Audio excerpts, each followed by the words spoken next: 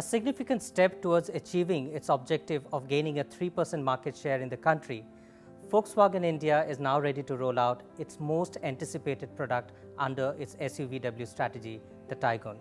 To speak about the Taigun and other aspects of Volkswagen's business in India, we have with us today Mr. Ashish Gupta, Brand Director, Volkswagen Passenger Cars India. Ashish, welcome to Mobility Outlook. Thank you so much, Dipanshu. Always a pleasure meeting you. Excellent. So Ashish, will of course start off with the Taigun SUV. It's clearly one of your most anticipated product under the whole India 2.0 strategy. Talk to us about the significance of this product for Volkswagen overall.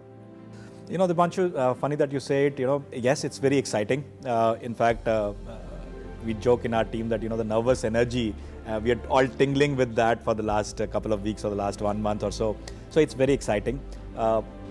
More from the market, before I go into how significant it is in terms of the market, I think it's a very significant product for us as a team as well. And this launch is something which has got us very excited.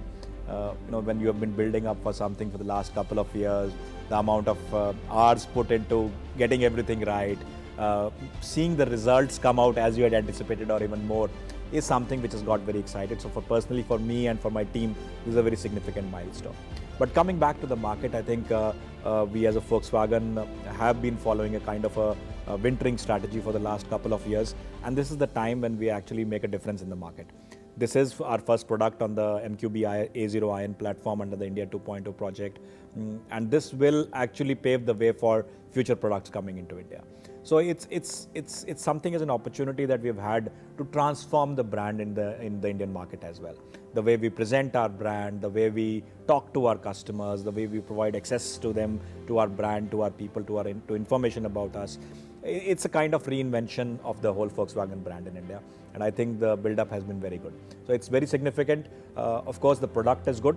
At the end of the day, it's the product that does most of the talking. And I think we have a very solid product coming into the market, which will definitely pave the way for further success in the market. Sure. A word on the SUVW strategy. Of course, SUVs are dominating the market. Even in the last few months, we have seen how SUVs have been sort of leading the numbers for the industry. What is the kind of opportunity overall when you look at the SUV market in India? So if you look at it right now, India is still predominantly a hatchback market. More than 50% of the sales are hatchback. But if you see the interesting development, as you said, is on the SUVs. SUVs currently are at around 20-25% of the market, but growing at a very fast pace. In fact, the SUV segment itself, or the mid-size SUV segment where we are entering with the Taigun, has grown close to 70% over last year. So it's a very encouraging sign.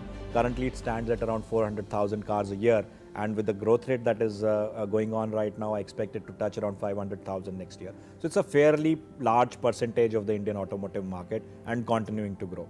And not only the mid-size, even the smaller SUVs or even the bigger SUVs are seeing faster growth than other segments. So definitely in line with global trends, this is the trend in India as well, moving towards the SUV body style.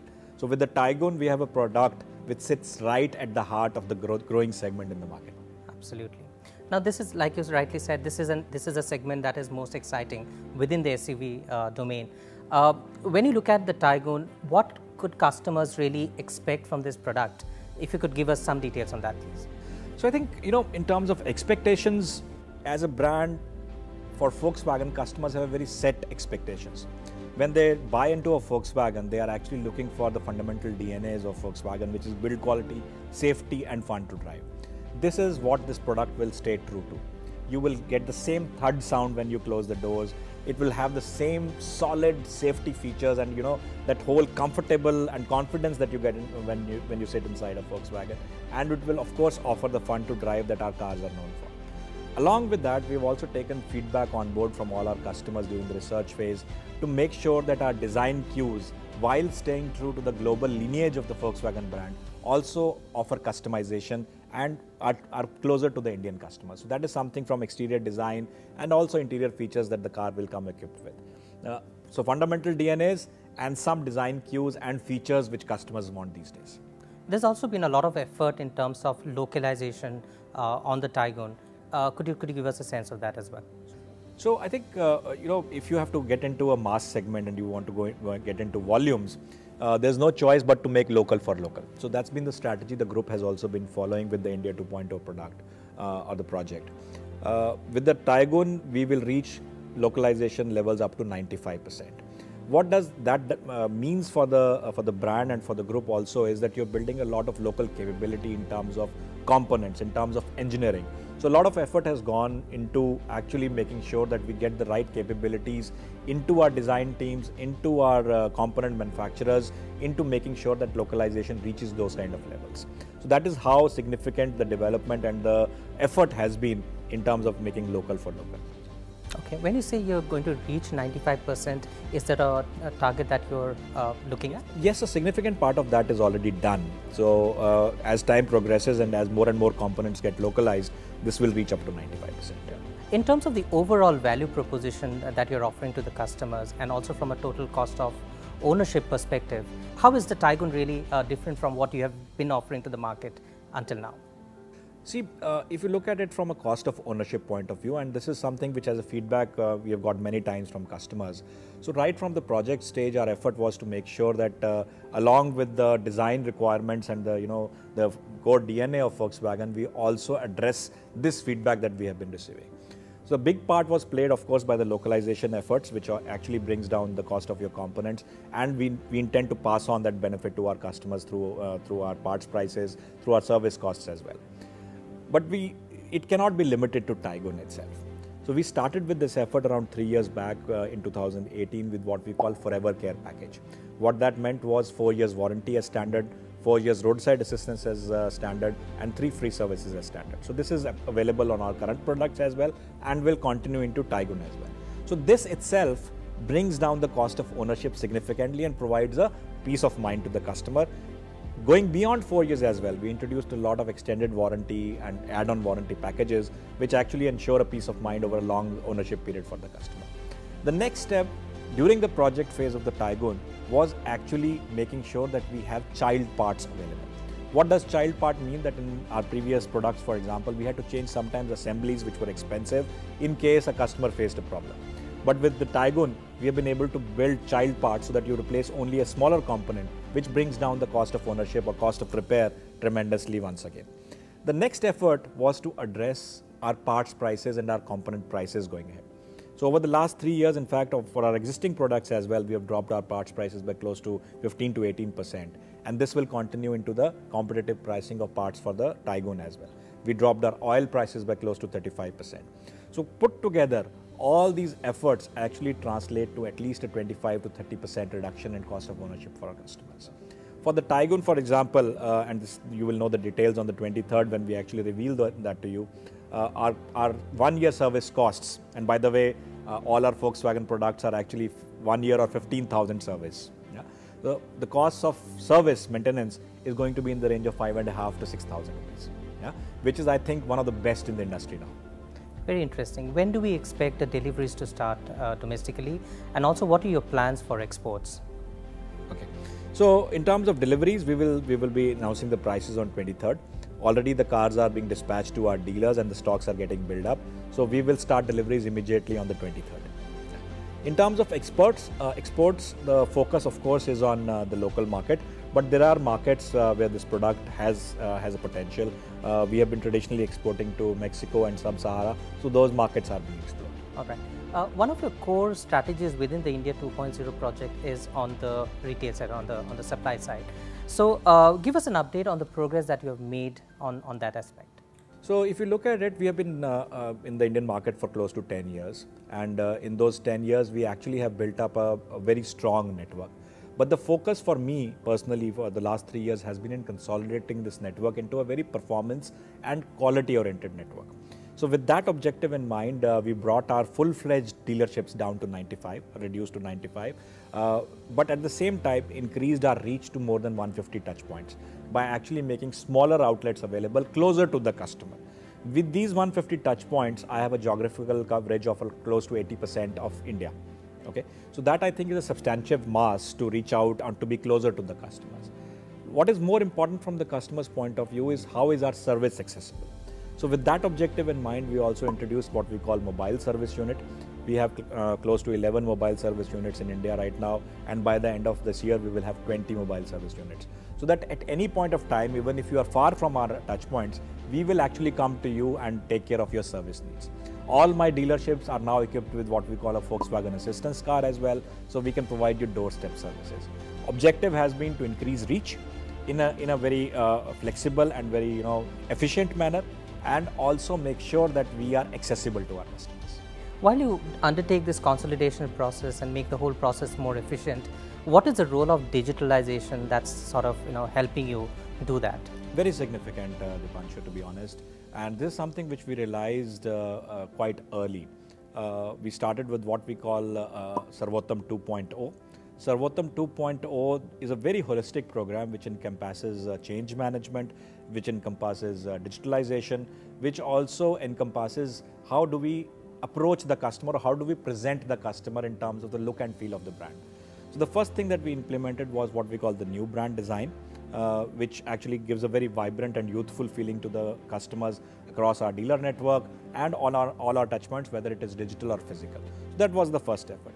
The next was to making sure that all information, products and services, and also the brand and our people are accessible to the customers through digitalization. So under that umbrella, we have implemented a host of efforts. For example, on the sales side, you can now book a car online. You can actually purchase a car fully online, including payments, including all financial transactions. The only thing left is taking delivery of the car, which by the way can also happen at your doorstep. We introduced what we call the 360-degree visualizer on our website, so you can have a full round view of the car.